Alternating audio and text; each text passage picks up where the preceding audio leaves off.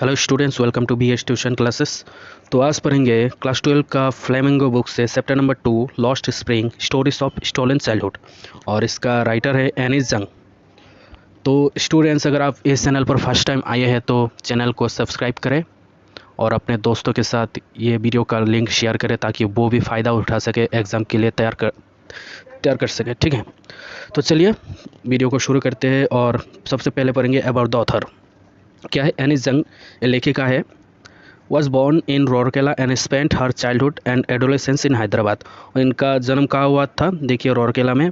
और इनका बचपन और जो उम्र होता है 10 से कम 20 साल का जो उम्र होता है वो कहाँ पर गुजारा उन्होंने? हैदराबाद में गुजारा। ठीक है।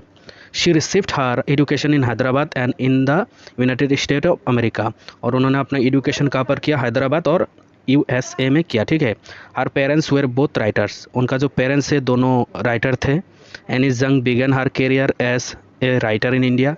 और उन्होंने जो अपना करियर शुरू किया इंडिया में एज ए राइटर हिसाब से शुरू किया। ठीक है। She has been an editor and columnist for major newspaper in India and abroad. तो उन्होंने क्या किया था? वो एडिटर भी रह चुके हैं। ठीक है। वो न्यूज़पेपर के कॉलम में भी लिखते थे इंडिया में और इंडिया के बाहर भी। And has authored several books, और बहुत सारी किताबें भी लिखा है उन्होंने। थोड़ा सोचा कर देता हूँ। हाँ, अभी ठीक है। The following is an excerpt from her book title Lost spring stories of stolen Childhood. तो ये जो स्टोरी है इन्होंने इस किताब से लिया हुआ है। कौन सा किताब? उस किताब का नाम भी है lost spring stories of stolen childhood. ठीक है। Here she analyses the grinding property and tradition which condemn this children to a life of exploitation. तो यहाँ पर दिखाया गया है कि इतना गरीबी, ठीक है, इतना गरीबी, इतना परंपरा जिसके वजह से मतलब बच्चों को मजबूर कर देता है कि गरीब रेखा के नीचे ही वो लोग रहे। ठीक है। उनका शोषण हो सके ऐसा मजबूर हो जाते हैं बच्चे लोग। तो ठीक है, चलिए शुरू करते हैं।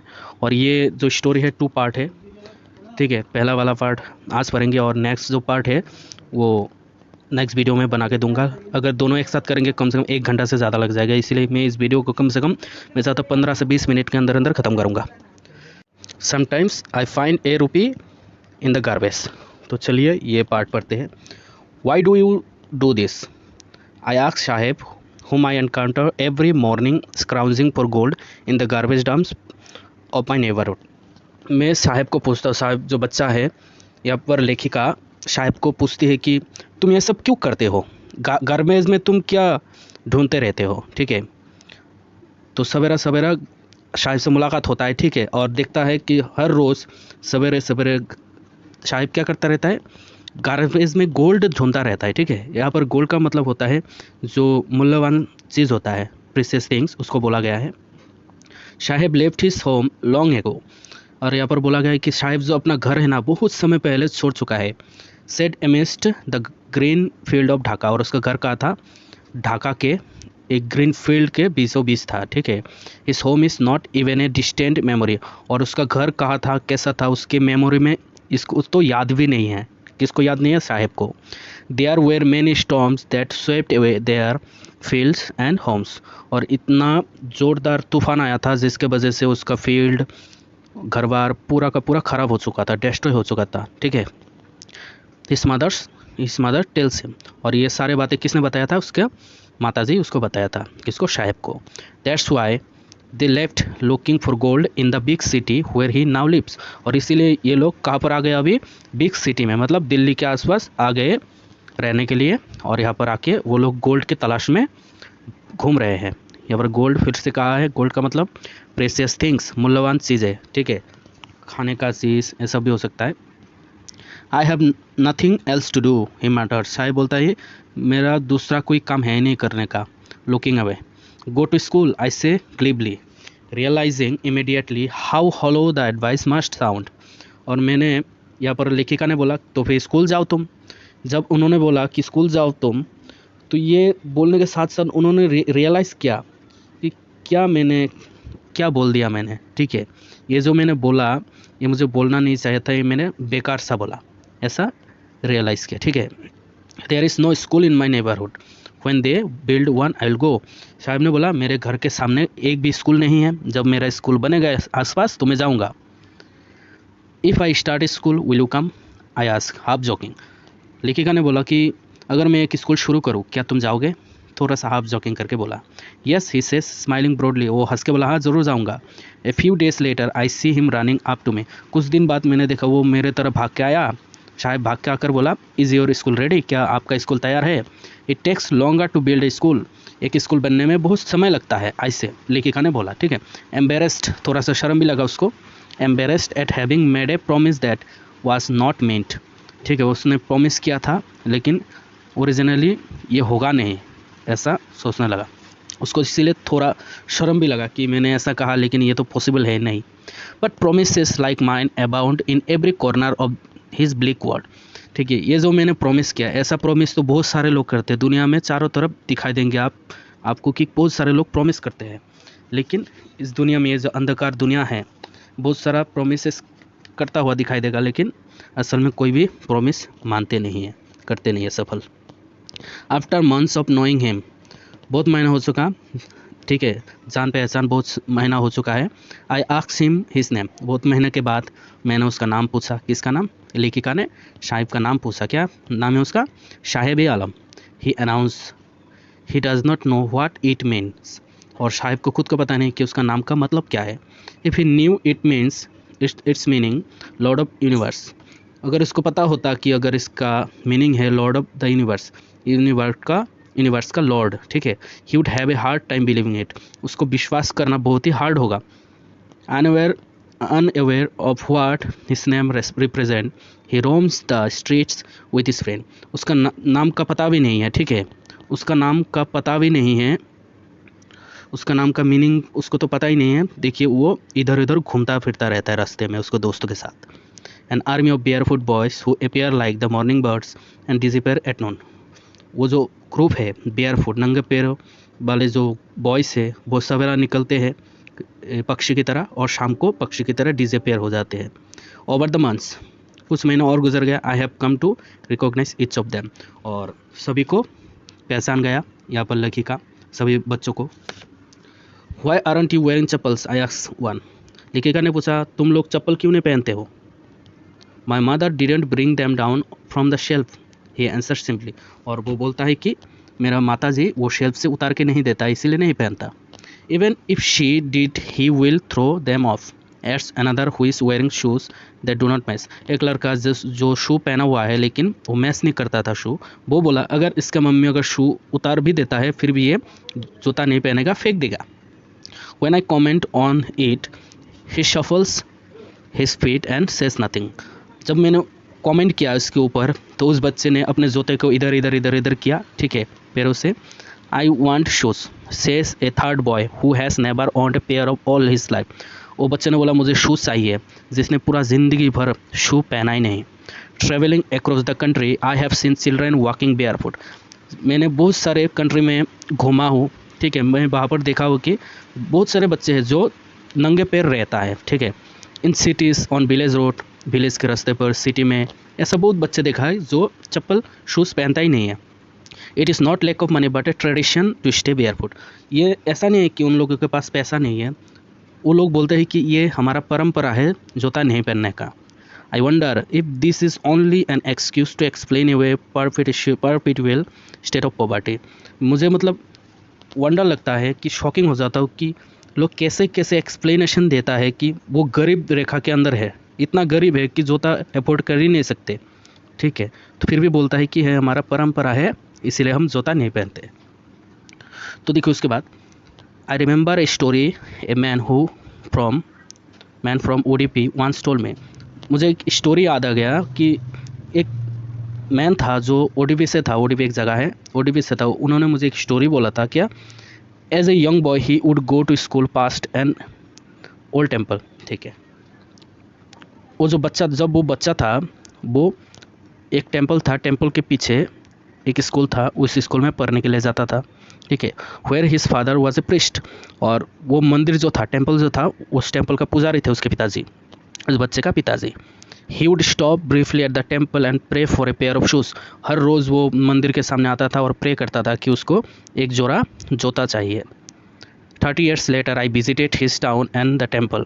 30 साल बाद मैंने फिर से उस टाउन में मैंने विज़िट किया, उस टेम्पल में मैंने विज़िट किया, लेखिका ने विज़िट किया.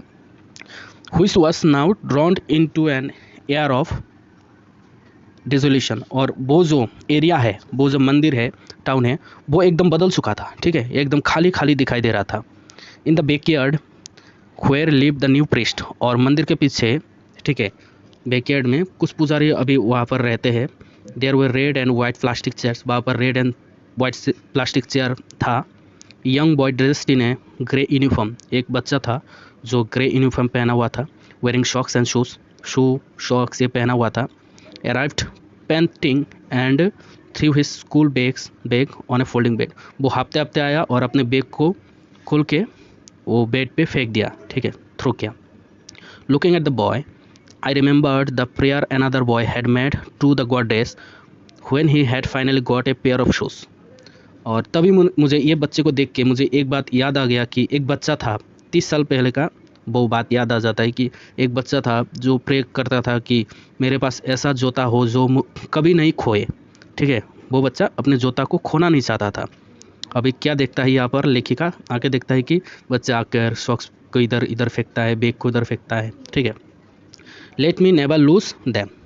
वो बच्चा चाहता कि मेरा जो जूता है मैं उसको कभी खो नहीं. ठीक है, the goddess had granted his prayer. और यहाँ पर लेखिका बोलता है कि शायद ऊपर वाले ने ये बच्चे का बात सुन लिया है. ठीक है, young boys like the son of the priest now where shoes.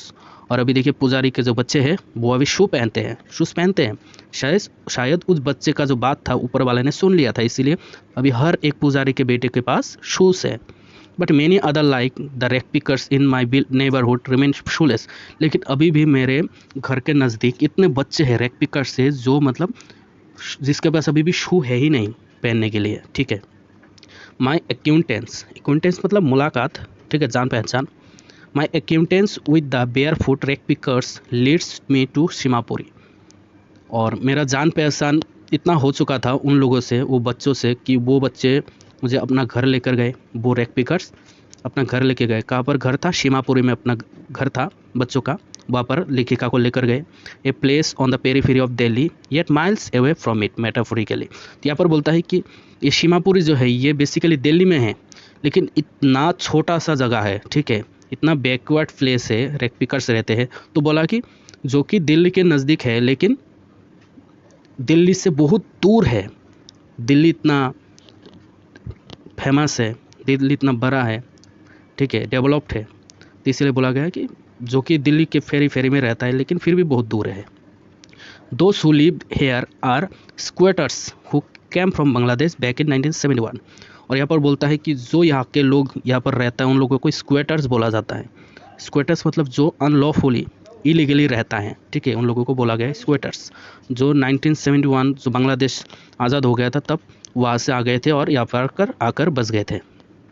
Saheb's families among them. और उनमें से साहेब की फैमिली भी एक थे. Seemapuri was then a wilderness. और सीमापुरी तब कैसा था? सीमापुरी तब वेस्टलैंड था. ठीक है, वाइल्डरनेस मतलब वेस्टलैंड था. इट स्टिल इज, अभी भी वेस्टलैंड ही है वो जगह. But it is no longer empty. लेकिन अभी वो जगह खाली नहीं है, पूरा का पूरा भर गया है रैक पिकर से. इन स्ट्रक्चर ऑफ मड. और वहाँ का जो घर है कैसा बना है? स्ट्रक्चर मिट्टी से बना है. विथ रूफ ऑफ टीन का छत है, तारपुलिन से बना हुआ है. डिवॉइड ऑफ सीवेज, ड्रेनेज और रनिंग वाटर. वहाँ पर रनिंग वाटर का प्रॉब्लम है, टॉयलेट का प्रॉब्लम है, ड्रेनेज सिस्टम का प्रॉब्लम है. फिर भी वहाँ पर 10,000 रैक पिकर्स रहते हैं. They have lived here for more than 30 years. कम से कम 30 साल से रह रहा है, 30 साल से ज़्यादा हो चुका है. रैक पिकर 10,000 रैक पिकर्स वहाँ पर रहता है विदाउट एन आइडेंटिटी. और उनका परिचय भी नहीं है. ठीक है, without permits but with ration cards that get their names on voters list and enable them to buy grain. और उनका भी फ़िलहाल में क्या हुआ, रेशन कार्ड में उनका नाम आ गया, जिसके वजह से उनको वोटर लिस्ट में भी नाम आ गया और जिसके वजह से उनको खाना मिलता था, ग्रेन मिलता था. ठीक है, food is more important for survival than an identity. और इनके लिए फूड बहुत इम्पोर्टेंट है. ठीक है, परिचय, आइडेंटिटी उतना इम्पोर्टेंट नहीं है फूड से, क्योंकि फूड्स खाने से ही ज़िंदा रहते लोग. If at the end of the day we can feed our families and go to bed without an aching stomach. बोलता है कि अगर दिन के ख़त्म होने तक अगर हम फैमिली को अगर खिला पाते हैं अच्छे से और रात को खाली पेट नहीं सोते हैं, we would rather live here than in the fields that give us no grain. तो हम ये काम करने के लिए तैयार है और यहाँ रहने के लिए हम तैयार है, ठीक है। हमको वो फील्ड नहीं चाहिए जिस फील्ड में हमको कोई खाना नहीं मिलता है। तो हमको यही अच्छा लगता है कि हम जैसे तैसे कुछ खाना खा के तो जिंदा तो है। Saw a group of women in tattered saris, कुछ महिलाएं बोलते हैं जिनका साड़ी फटा है। When I asked them why they left their beautiful land of green fields and rivers, जब मैंने बोला था कि क्या उन्होंने वो जगह ग्रीन फील्ड्स रिवर्स क्यों छोड़े हैं, तो उन महिलाओं ने ऐसा करके जवाब दिया था कि अगर हम दिन के ख़त्म होने तक अगर हम अच्छे तरह से खा पाते हैं और रात को खाली पेट अगर नहीं सोते हैं तो वो हमारे लिए अच्छा है। When wherever they find food they pitch their tents that become transit homes, और बोलते हैं जहाँ पर भी हमको खाना मिलता है वहाँ पर हम टेंट लगा लेते हैं और बिकम ट्रांजिट होम्स, और वो हमारा टेम्पोररी घर बन जाता है। Children grow up in them, और बच्चे वहाँ पर ही बड़े हो जाते हैं। बिकमिंग पार्टनर्स इन सर्वाइवल, और माता पिता के साथ पार्टनर हो जाते हैं जीने के लिए वहाँ पर। And survival in Seemapuri means rag picking, और सीमापुरी में ज़िंदा रहने के लिए, जीवित रहने के लिए रेक पिकिंग करना पड़ेगा। Through the years it has acquired the proportion of the fine arts, और यहाँ के लोगों का ये जो काम है, रेक पिकिंग का काम है, इतना साल से कर रहा है, ऐसा फाइन आर्ट जैसा हो चुका है। उन लोगों को इतना प्रैक्टिस है कि ये उनका फाइन आर्ट बन चुका है। Garbage to them is gold, और उनके लिए गार्बेज जो है गोल्ड है, प्रीशियस थिंग है, ठीक है। It is their daily bread A roof over their heads, और इनके लिए ये क्या है, ये ब्रेड है, खाना है, ठीक है, रोटी रोजी है। और उनकी ये जो रेक पिकिंग है, गार्बेज है, यही इनके ऊपर छत है। Even if it is a leaking roof but for a child it is even more, जो कि ये जो उनका छत जो कि लीक है, ठीक है, फिर भी उनके बच्चों के लिए ये बहुत कुछ है। इफ़ समटाइम्स फाइंड ए रूपी इवन ए 10 रुपी नोट, यहाँ पर बोलता है साहेब कि कभी कभी मुझे 1 रुपया का नोट मिलता है, कभी कभी 10 रुपया भी मिल जाता है गार्बेज में। साहेब सेज ओके, साहेब बोलता है, हिज आइज लाइटिंग अप, उसका आंखों में चमक दिखाई देता है जब वो बोलता है कि ये गार्बेज में मुझे कभी कभी 1 रुपया भी मिल जाता है, कभी कभी 10 रुपया भी मिल जाता है। When you can find a silver coin in a heap of garbage you don't stop crouching for there is hope of finding more, और यहाँ पर लेखिका बोलता है कि जब तुमको सिल्वर कॉइन मिल जाता है तो तुम तो शायद स्टॉप नहीं करते होगे और भी ढूंढते होंगे ताकि और थोड़ा सा ज़्यादा मिल जाए वहाँ से कुछ। It seems that for children, garbage has a meaning different from what it means to their parents. देखिए, बच्चों के लिए गार्बेज का मीनिंग कुछ और है और पेरेंट्स के लिए गार्बेज का मीनिंग कुछ और है। For the children it is wrapped in under, बच्चों के लिए ये एक रहस्य से भरा हुआ एक जगह है। For the elders it is a means of survival, और बड़े लोगों के लिए एक जीने का एक सहारा है। उसके बाद देखिए, one winter morning I see Saheb standing by the fence gate of the neighbourhood club, एक सवेरा ठंडे के मौसम में मैं देखता हूँ कि साहेब गेट के बाहर, फेंस गेट के बाहर खड़ा है एक क्लब के सामने। Watching 2 young man dressed in A white, 2 व्यक्ति को देखता है जो वाइट ड्रेस पहन के उधर टेनिस खेल रहा था, playing tennis. I like the game, Saheb बोलता है कि मुझे ये गेम बहुत ही पसंद है। He hums content to watch it standing behind the fence, और वो फेंस गेट के बाहर खड़ा होके ये देखता है पूरा का पूरा game. I go inside when no one is around, मैं अंदर जाता हूँ जब यहाँ पर कोई नहीं होता है, ही एडमिट्स, और वो बोलता है the gatekeepers let me use the swing, और गेट कीपर मुझे ये जो झूला है वो झूला झूलने देता है, ठीक है। Sahib two is wearing tennis shoes that look strange over his discolour shirt and short, और साहिब उस दिन टेनिस शूज़ पहना हुआ था लेकिन उसके शॉर्ट और शर्ट से मैच नहीं हो रहा था वो shoes. Someone gave them to me, और शायद बोलता है ये जो शू है किसी ने मुझे दिया है। He says in the manner of an explanation, वो ऐसा करके बोलता है कि एक्सप्लेन कर रहा है। The fact that they are discarded shoes of some rich boy, ऐसा दिखाई दे रहा था कि कोई अमीर बच्चे ने इस शूज़ को फेंक दिया था। Who perhaps refused to wear them because of a hole in one of them, और इसलिए फेंका होगा कि वो दोनों शू में से एक शू में होल था। Does not bother him, लेकिन ये बातें साहिब को बुरा नहीं लगता था। For one who has walk barefoot even shoes with a hole is a dream come true. ऐसा बच्चा जो पूरा ज़िंदगी भर नंगे पैरों चला है, अगर उसको एक ऐसा शू मिल जाए जिसके अंदर होल भी हो, फिर भी उन लोगों का जो सपना है पूरा हो गया है, ऐसा माना जाता है, ठीक है। But the game he is watching so intently is out of his reach. लेकिन वो जो फैंस गेट के बाहर खड़ा होकर जो गेम देख रहा था, शाहिब के पहुंच से बाहर था वो गेम। एक बार उसको जूता मिल सकता है, लेकिन ये गेम उसके ज़िंदगी में कभी भी नहीं आ सकता, ऐसा बोला गया है। This morning Saheb is on his way to the milk booth. एक दिन सवेरा शाहिब दूध लेने के लिए जा रहा था। In his hand is a steel canister, उसके हाथों में एक कैनिस्टर था, केटली था।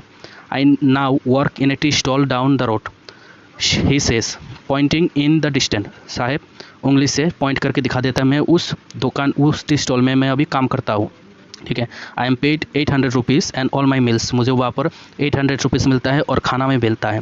Does he like the job, I ask. और यहाँ पर लेखिका बोलता है कि क्या तुमको ये जॉब पसंद है। His face I see has lost the carefree look, लेकिन उसके चेहरे में मैं क्या देखता हूँ कि उसके चेहरे में केयर फ्री लुक नहीं था, ठीक है। वो जो उसका चेहरे पर जो केयरलेसनेस था पहले, अभी उसके चेहरे पर केयर फ्री लुक दिखाई नहीं देता है। The steel canister seems heavier than the plastic bags he would carry so lightly over his shoulder. पहले जैसे प्लास्टिक बैग उसका खुद का था, इतना आराम से वो पकड़ कर रखता था, लेकिन अभी जो कैनिस्टर है अभी बहुत भारी लगता है ये कैनिस्टर उसको। द बैग वाज हिज, पहले जो बैग था वो खुद का था, उसका मालिक खुद था, ठीक है। The canister belongs to the man who owns his tea shop. लेकिन ये जो कैनिस्टर है, ये कैनिस्टर किसका है, उस दुकान का मालिक का था, ठीक है। Sahib is no longer his own master, अभी साहिब खुद का मास्टर, खुद का मालिक नहीं था, साहिब अभी गुलाम बन चुका था, ठीक है। तो ये है, अगर आपको समझ में आया तो वीडियो को लाइक करें, शेयर करें, कमेंट्स बिल्कुल करें और चैनल को सब्सक्राइब करके ही जाए। और नेक्स्ट पार्ट में आप लोगों को बताने वाला हूँ I want to drive a car. ये बहुत ही इंटरेस्टिंग है, मोटिवेटेड करता रहेगा ये वीडियो। तो थैंक यू सो मच।